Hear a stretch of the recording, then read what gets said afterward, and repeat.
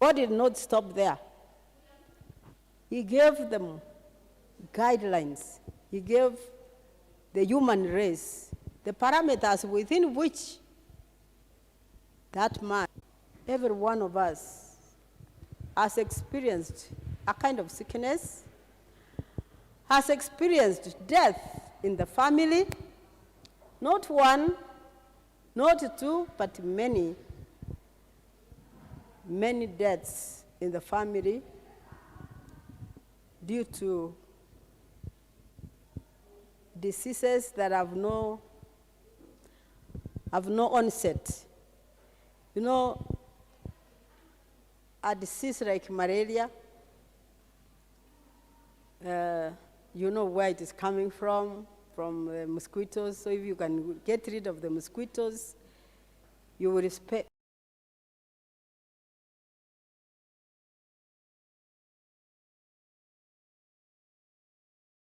Does for the last 2 years, no one knows its source and how it looks like. It is not known, but you realize that you are sick, and you are only supposed to, where we are today, is you monitor yourself. If you are so bad, you visit the doctor. But if you are not, if your oxygen levels are not below 90 or 90s, you don't need to go to hospital. You monitor from home. In other words, you manage the disease from home. Why? It is a pandemic, and no one has the answers. But do you know that God has the answer? Yes. God, before the creation, knew that in 2019 we'll have COVID-19. He knew that today, this Sabbath afternoon, I'll be here speaking with you and sharing together what God's will is in our health. Today, we are not going to the conventional way of dealing with the disease, or the natural way of dealing with the disease. Or we are not going to talk about the diseases, but we are going to focus as the first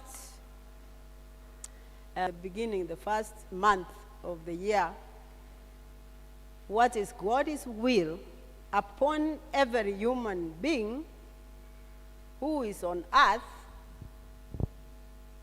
that Jesus care when I'm suffering. Is God interested in my well-being? And as we move on, you will find, yes, God is more interested in my health, just as he is interested in my salvation. Amina. He's interested in my physical, my mental, my spiritual, my financial, my security, my wholesome wellness. God, that is God's interest. And we'll be answering questions as we go along. Then why do we have these diseases that have rampaged even those of us who profess to be God's children? Or are we exonerated from being sick because we are Christians? Of course not. And when I'm talking about health, it does not mean the absence of disease. Amina? When we look at when God, the week of creation, we see Jesus using 6 days to create the world that we call today the world. Each day, he organized it for something else. And on the seventh day, he hallowed it, he sanctified, and he rested in it. And he gave to men. So men woke up into the rest of God. As we move along, I'm praying together with you that we begin with resting in Jesus. Many of the conditions and the diseases begins when we are restless. It does begin with resting in God by knowing that He is concerned about my well-being. Someone to read for us quickly the book of Genesis, and I would like you to use King James Version. Genesis chapter 1, verse 29. Genesis chapter 1, verse 29. That God gives us the first food that He gave to the first human being that He created. Nani anaweza kutusomea?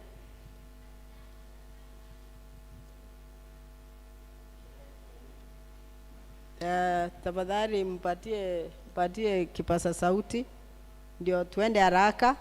Time is against us.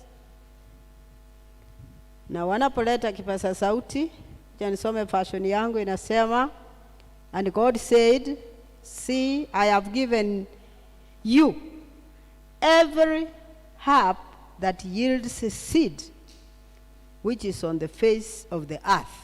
Amina. Mungu akafanya nini? Nani ako na Kiswahili? Hello? Mungu anaongea na the first parent that He created on earth. Akamwambia amempatia nini? Hello? Amempatia nini? Kila mimea yoyote iko na nini? Iko na mbegu. Amina. Now, who can name a few mbegus? A few mbegus. Mahindi ni mbegu? Wimbi? Mtama? Mchere? Ngano? Mbegu ni mingi. Nikiangalia, Wahindi walipewa, the Asians walipewa mchere. Wanakusa mchere kwa wingi. Na Mungu akaangalia Afrika, tukapewa mahindi kwa wingi. In other words, seeds ni foods that God gave to give man the energy that the body requires to cleanse the blood and to feed the cells. Why do we have many diseases? One reason is a clogged body. A clogged body that is not well fed.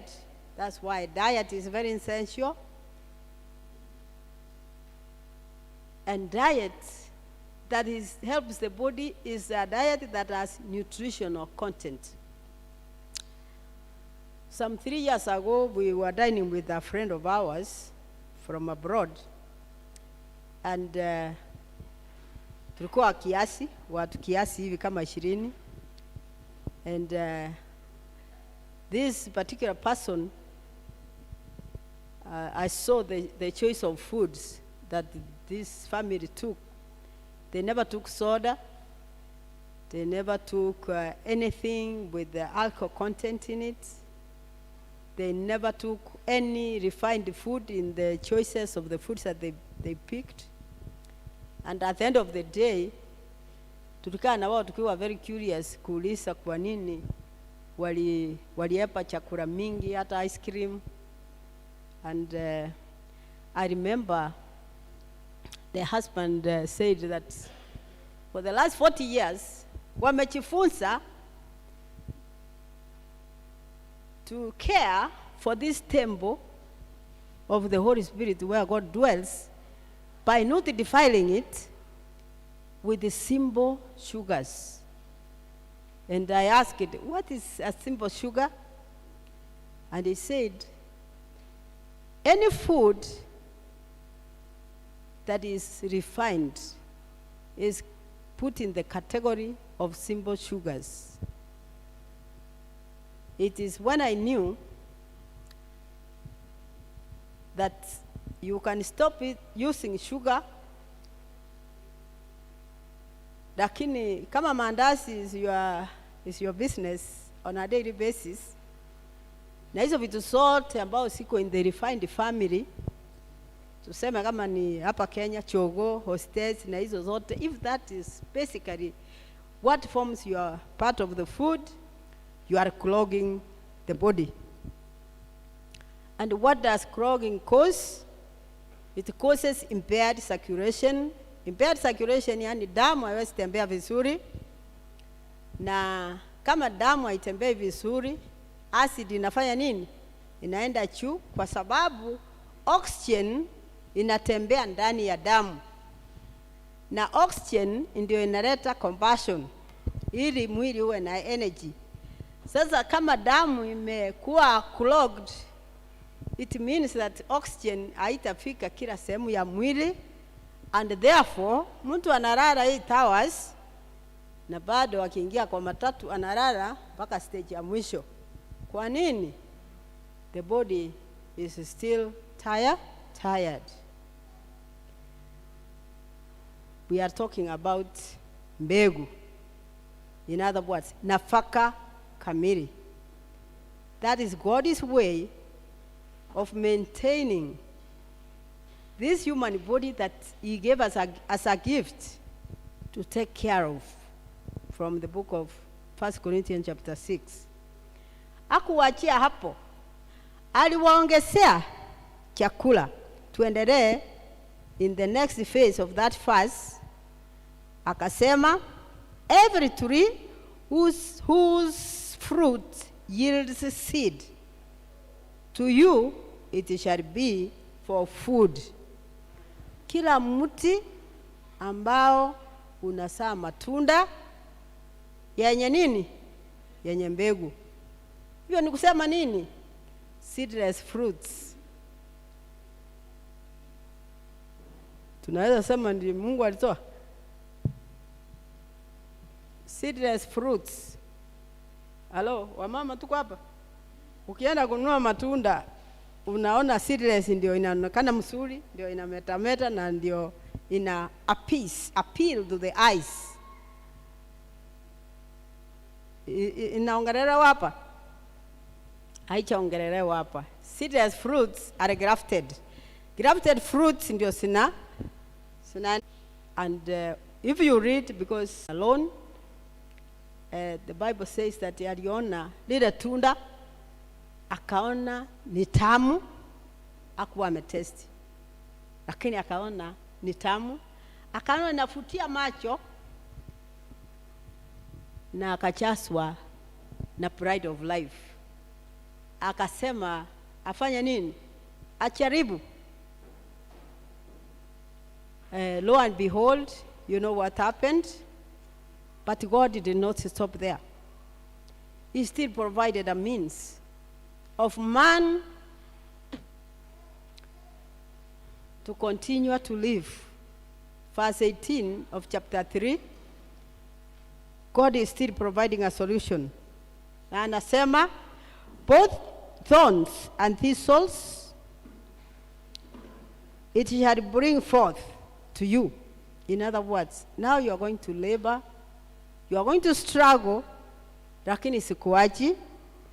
Akawaongeza mboga, akasema, and you shall eat the herb of the field.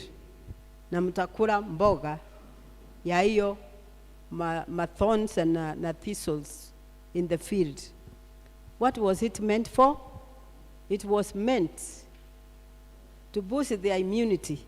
In other words, God gave them, tuseme mboga ama kwa kisungu, green leafy vegetables, to help provide the enzymes, provide the vitamins that the human body needs to function at its highest level of wellness. So unapopata watu wakiepa mboga, inakuwa kilio kubwa, kwa sababu we are a foreign race, and we have all fallen short of the glory of God. And so, in every step, you can see God is still concerned of our well-being and is providing solutions at every step. It's my prayer that as we begin this year, we may turn back to God. Do our part in matters concerning health. Because your well-being is not by moving from where you are. It is by changing your attitude. If we change our attitude towards, I've been speaking quite a number of times, and you find that most people, you will find them saying, you know what, hivi ndivyo tunaishi, this is what I've eaten, this is what I'm used with, or this is my daily bread. So, hiyo maneno ya kusema ya kwamba nianze kufanya reformation, sioni nikienda mbali. Kwa sababu gani? If I cannot take wine, siwezi lala. It is an habit that one has developed mpaka imekuwa part of their well-being, and they have settled in that comfort that without wine, hawezi lala. But you know what?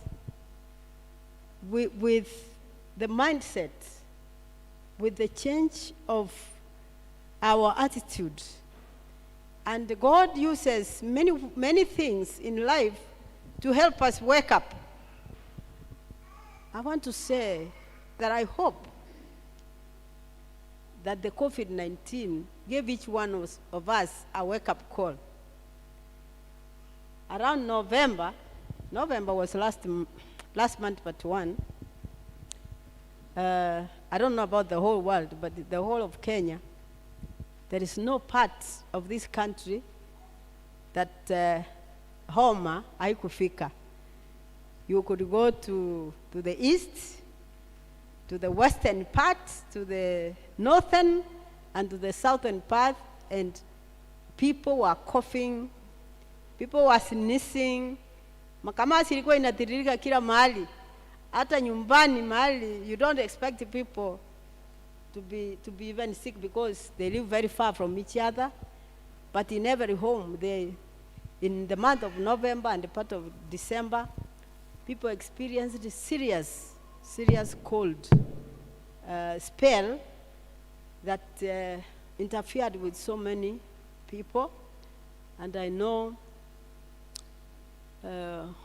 we lost about five close friends in form of that homa. If the COVID-19 never gave us a wake-up call, I want to pray that we wake up now. Why? The virus cannot disappear. It's only that it cover more than 70% of the population na itatulia, lakini sio ati haitakuwa. When we look at the book of Exodus, chapter 23, we are still searching what is God's will for us. Exodus chapter 23. Ule mtu amepata kwa Kiswahili anaweza soma verse 25.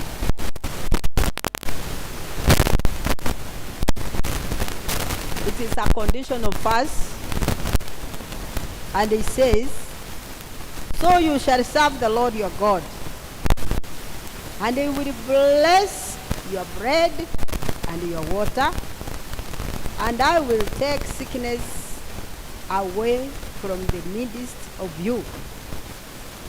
God does not put sickness out of us, It is in our midst. But as children of God, we have a promise, Amina. God has promised us. What has He promised us? He has promised that if we serve Him with a contrite heart, He has promised that blessings will follow us in what we eat or drink. Now let me ask you, if I go to smoke, I go to drink hard liquor, I go to destroy the body with unwanted substances, be it food, will still the blessings follow me?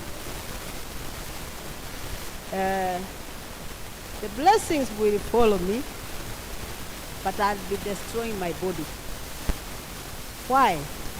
He has given us the line to follow.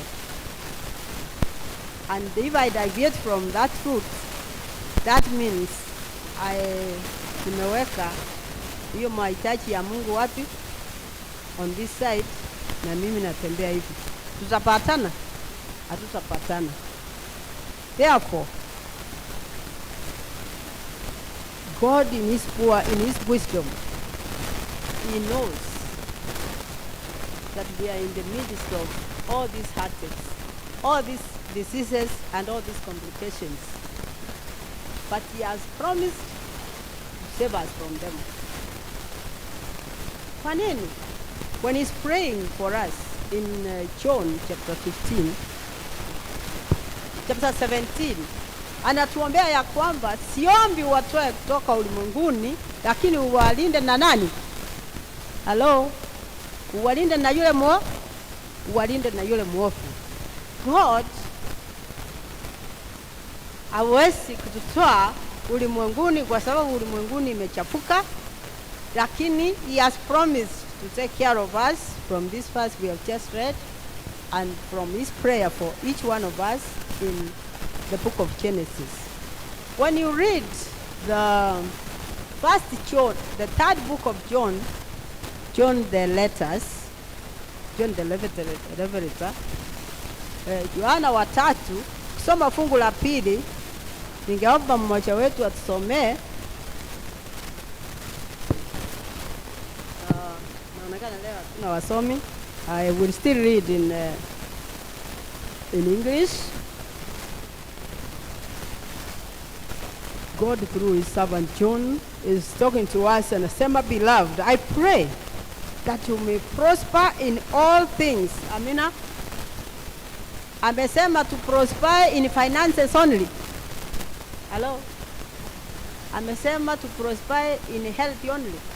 Amesema we prosper in all things and be in good health. Amina. When somebody akitoa hiyo sentensi anaongeza afya, it means he is more concerned about our health. He says he is praying that we prosper in all things and be in good health. What a God. What a God we serve. And the Father continues to say, just as your soul prospers, so He knows that we are upright spiritually. He is also praying that we be upright in all things, including be in good health. That is the God we serve. That is so concerned of our well-being. If we are not well, we cannot serve God effectively. And wellness does not mean absence of disease. In the book of Jeremiah chapter 33, tukisoma fungu la 6, anasema, behold, I would bring it health and healing. I will heal them and reveal to them the abundance of peace and truth. That is still God who is trying to instill in us his purpose for us and his desire for each one of us. In the theme of today,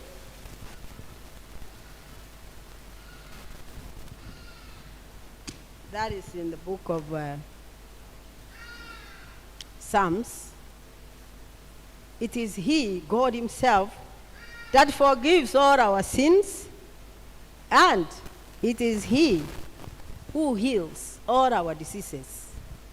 So when I'm walking, when I'm living, when I wake up every morning and go around my daily chores and come back in the evening, day after day, month after month, I am thriving in His goodness.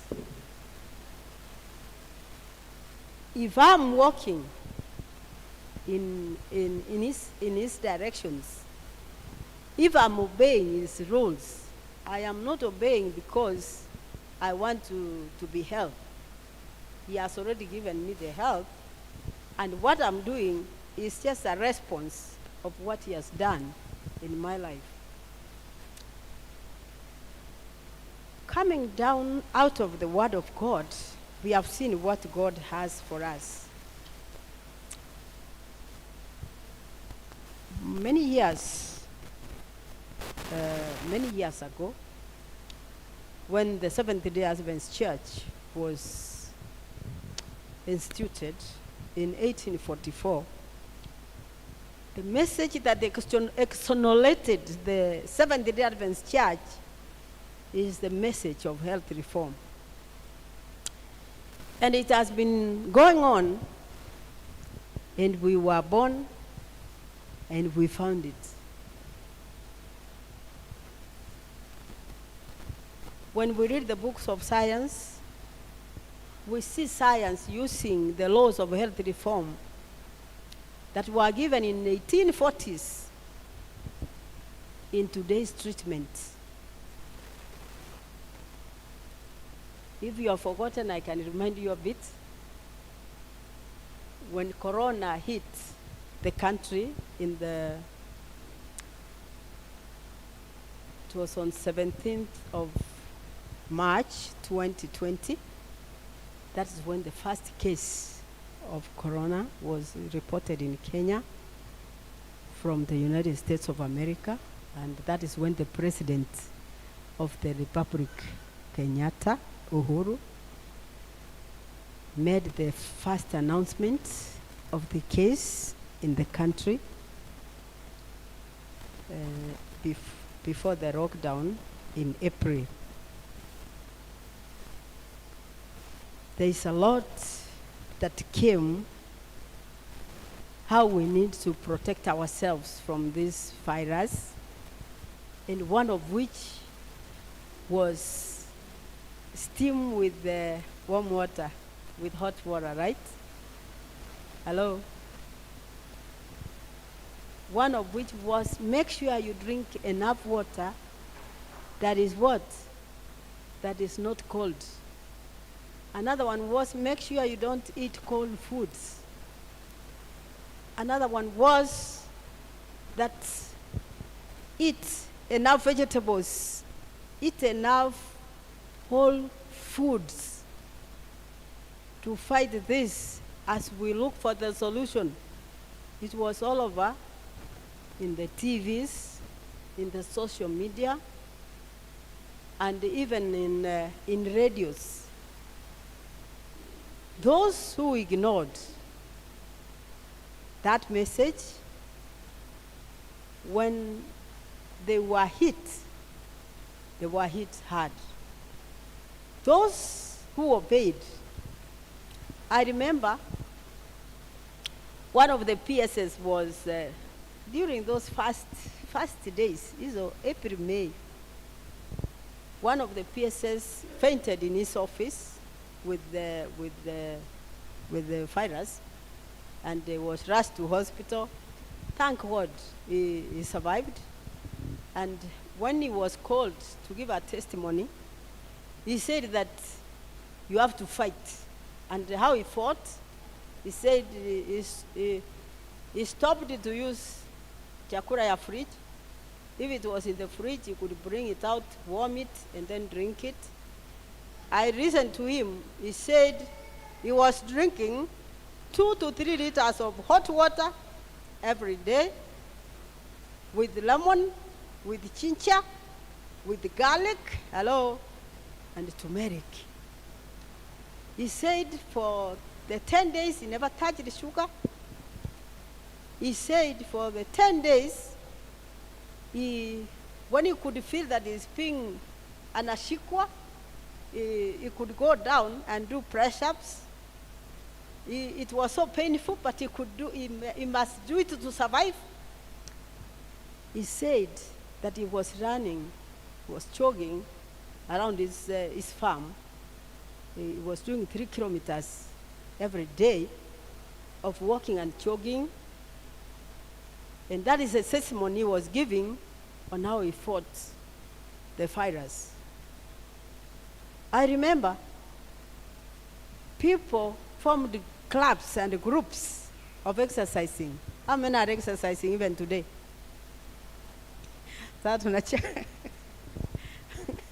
We formed clubs ya kufanya miereka, exercise. We created time to exercise. Ikapoa, tukafunguliwa, ni wangapi? We are faithfully exercising. God, in his wisdom, foresaw that our human body needs A, B, C, D to fight its own. Don't wait step by step.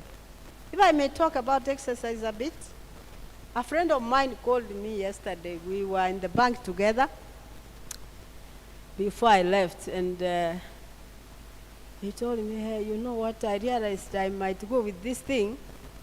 So, like 1 month ago, I started exercising. So I do like 5 kilometers every day. But after like 5 weeks, I felt that is not enough. So I started being more vigorous. And at one time, nikasikia kama nimestrain my hip joint. And now it's 1 month, imekataa kufanya nini? Imekataa kurudi. What should I do? I had to guide on when you are starting exercise, do not go full out. In other words, don't go full blown, because you will injure some of those muscles and it will not be easy kupona. Lakini you do exercise according to your ability. If others are doing 5 kilometers, you can do half a kilometer. Ukisoea, you increase to a kilometer. Ukisoea, you increase to 2 kilometers until when you are where you are stable. We are all different. We all have different energies. So do not do what I do or what so and so is doing as if it is the answer to your body. No. Listen to your body and do what is the body is able to accomplish at a given period. I would generally say exercise. You can take a brisk walk. You can jog for 30 minutes. 30 minutes every day will help your body to achieve more and even fight its own diseases. Finally, I want to mention God's natural laws of health. In other words, to avoid disease and lifestyle complications. Have you seen recently that people who have retired, they go down with us, which they shouldn't, or which they did not have before retiring? An example is diabetes. I have seen a good number of my friends who are very active in the service. After retirement, 2 years down the line, unapata mtu collect yani more than 5 lifestyle conditions. Hakuna arthritis, hakuna cancer, hakuna diabetes, hakuna blood pressure, ulcers ndio hizo. Hello, just to name a few. But when he was or she was in service, this thing, none of them was anything to talk about. Kwa nini? When he was very active, the body was supporting that person. Now that he's out of work, anasema nini? Roho yangu tulia, ufanye nini? Urelax, ukule, ukunywe na ufurahi. And lo and behold, that's when danger strikes. What is God's 8 laws of health? Ni mingi, lakini the major ones ni 8. If you are not writing down, ninaomba ya kwamba uchukue kitabu na kalamu uandike. Andika perpendicularly, horizontally, yani vertically. Andika N, line ya pili uandike E, line ya 3 uandike W, line ya 4 uandike S, line ya 5 uandike T, line ya 6 uandike A, line ya 7 uandike R, line ya 8 uandike T. Those are 8 lines, which can be a very small piece of paper. And I would request that you can fold it uweke kwa idi yako, uwe unatembea nayo mpaka ujisoeshe kupractice, so that your body will be at peace. N is the first food that God gave to human beings. It stands for nutrition. When we talk of diet is anything that you can eat. But N, nutrition, is what your cells, is what my body requires to survive in the right way. So nutrition is very essential. I know a number of us are digital, but I could check social media. Siasa imefika wapi? Naomba uanze kucheck social media. Google nutrition means what? Because take personal responsibility for your well-being. Line ya pili, E. E stands for exercise. I've talked long enough about exercise, because the lack of exercise debases the body, numbs the mind, and starts producing lifestyle conditions which, as God's people, we can avoid. W stands for water. How many have drunk 2 glasses of water since morning?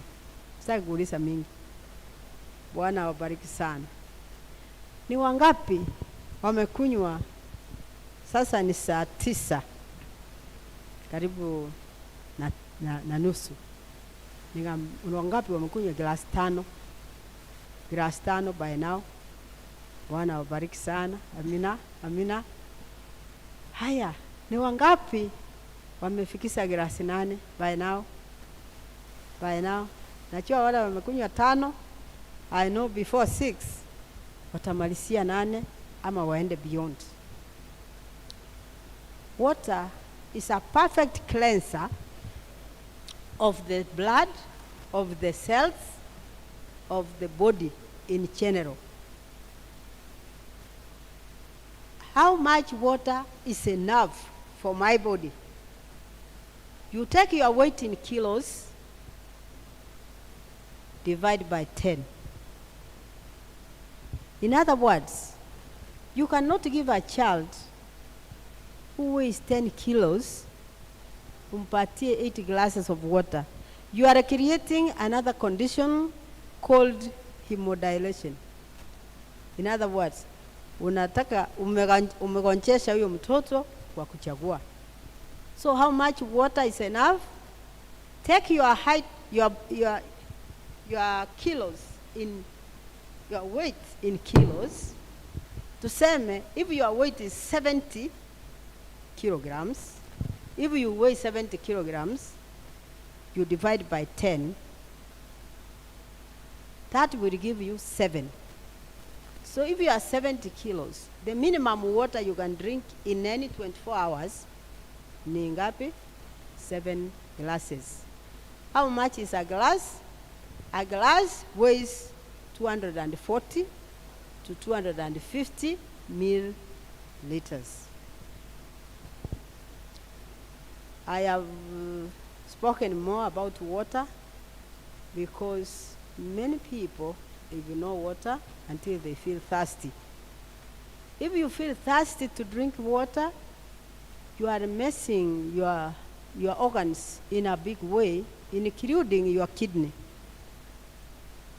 So I see many people carry snacks, including drinks, simple sugar drinks like sodas, quenchers, and many parents buy for their children. I beg you from this moment to say no to such drinks in your home. Or if you are a young person and your parents buy those, you can say no to yourself, because God has given you this body so that you can take care of it. I cry when I see Wasabato wakienda harusi wanang'ang'ania masoda. I cry tears. I cry not because of anything, because they lack this knowledge to an extent that they can scramble for what is not food. It is a call from God to each one of us. If there is a drink you must embrace, please embrace water. Number 4, S. S stands for sunshine. Sunshine. In Africa, we cannot say more. But in Africa, there are people who work even in the basement. There are people who work in offices. They leave the home when it is dark, and they come home when it is dark. During the sunshine time, they are busy in the office, isn't it? So, we are not saying you stop working, but we are requesting that you take breaks, some 15 minutes, and get some sunshine. Why is sunshine important? It's one of the laws of good health from God. Number 1, sunshine kills germs. Number 2, sunshine gives you melanin, your color of your skin. Number 3, sunshine gives you vitamin D. Vitamin D is very essential for your bone density. Kwa nini bone density is important? Bila mfupa siwezi simama hapa vile nimesimama. So mfupa is very important because it gives me this shape. Mkinitoa mifupa yote, nitakuwa kitu fulani. Yani nitakuwa mass. Hamtanijua. So bone musculoskeletal gives me the shape that helps you to identify me as Grace. I cannot mention singine, muende mutafute sunshine inasaidia nini. T stands for temperance. I was reading testimonies during the preparation time. Ikasema ya kwamba God's will, testimonies for the church, God's will is that God's people be temperate in all things. It hurts my heart when we come to church at 7 a.m. and leave at 8 p.m. disregarding temperance, which is the law of good health from God himself. Take your personal responsibility and practice temperance. Don't wait for the general conference. Don't wait for grace. Don't wait for anybody. Wait upon God, Amina, and seek his presence and his guidance, and he will guide you in everything. I want to read how temperance is associated to salvation in 1 Corinthians chapter 10, verse 1. But I'll quote, "As our people, we have been given the work of making known the principles of health reform to the whole world. There are some who think that the question of diet is not of sufficient importance to be included in the evangelistic work, but such make a great mistake. God's word declares that whether we eat or drink, in 1 Corinthians 10:1, or whatsoever we do all to the glory of God." So, the subject of temperance in all things and bearings has an important place in the work of our salvation. Amina? Temperance in all things. A stands for air. How many faithfully open their windows every day? God bless you. Do you know there are people, since they enter that house to live in, they only open the door when they are going out, and the rest of the inlet is closed. The house has no ventilation, kama hii church pale, and the rooms, mahali wanalala, mtu anaingia, anasongeza hivi, anaingia, kichwa iko ndani ya vitu, na anaribreathe hiyo hewa the whole night. Na after 3 months anagoncheka, kwa sababu unajua ukisikia pain ndio unajua umegoncheka, si ndio? Unaenda unapewa pain pill, si utapewa Panadol huko. And the cycle continues. Fresh air brings healing. I wish I had more time to talk about fresh air, but I don't have time. So go and search. R stands for rest. Mara mingi ninasikia hapa nje watu wakisema ya kwamba tutapumzika tukikufa. Kwani wewe unaanza kupumzika? Ukienda kwa grave utaenda kufanya nini? Ni mimi peke yangu nasikianga hiyo, ama hata wewe umesikia mahali unapita? God values rest. Mungu anachari kupumzika.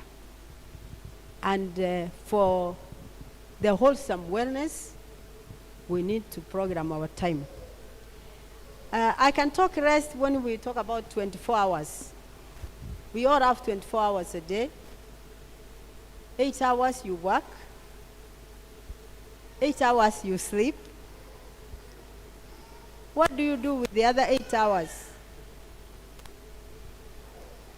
So, you will find that most people don't sleep at all, especially those who work nights. Anafanya kazi usiku, asubuhi afanye vitu zake, si ndio? He can only sleep during the breaks. Yani, saidi kuna break usiku, ataenda ngorote for 20 minutes, aweke alarm, arudi job. That is okay. But the body at rest is rejuvenated more and becomes more healthier you replenish your health and your wellness of the muscles, of the brain cells, of the thought process, and of even blood when you are at rest. And those who sleep, it's good to sleep at least 10 p.m. Those who sleep after midnight, the body does not rejuvenate more. By the way, did you know that your immune system is built between 10 p.m. and 12 p.m.? 10 p.m. and 12 a.m. Coronavirus, if it attacks somebody who has no enough immune system, inamchallenge sana. Now, the body naturally builds our immune system before midnight. So if you are consistently going to bed at midnight, you have a challenge. Sleep before midnight. The first 2 hours of sleep is when your immune system is dealt with. The next 2 hours, your respiratory system is dealt with. Hiyo 12 to 2, that's your respiratory system. 2 p.m. to 2 a.m. to 4 a.m.,